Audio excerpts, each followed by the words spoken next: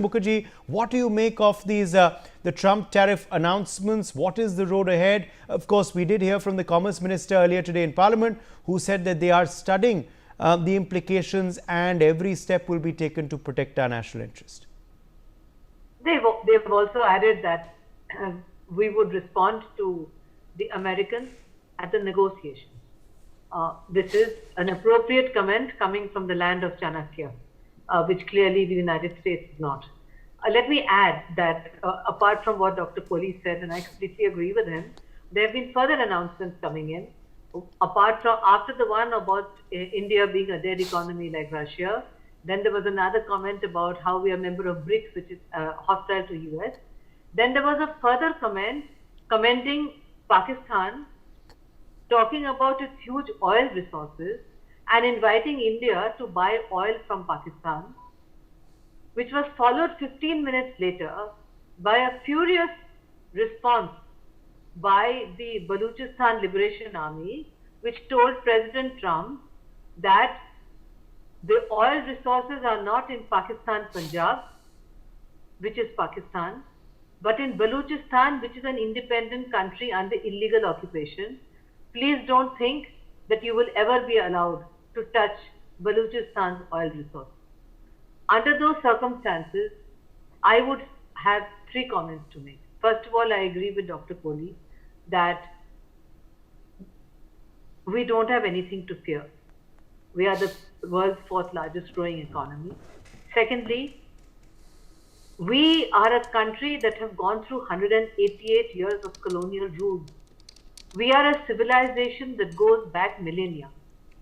We can't be scolded, hectored, bullied, and put in our place by the most powerful president of the most powerful nation on earth, as if we are under colonial rule prior to 1947. We are a sovereign state. We are a democracy. We have the right to protect our interests, and we can't be bullied and pushed around in this manner. That too from a country that most Americans considered, until President Trump started on his rampage 6 weeks ago, as one of India's closest strategic partners. In fact, what he is doing single-handedly is that for so many years, if you conducted a popular survey in India, American presidents, even if they were unpopular in US, had a standard approval rating in India, which never went down. He is actually fomenting anti-Americanism throughout this nation of 1.4 billion people.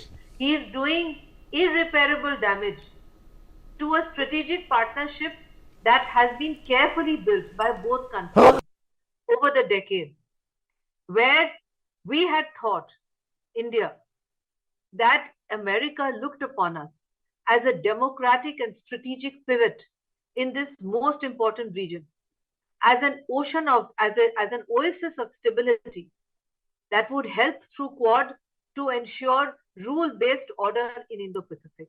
There is a Quad summit coming up in India in September.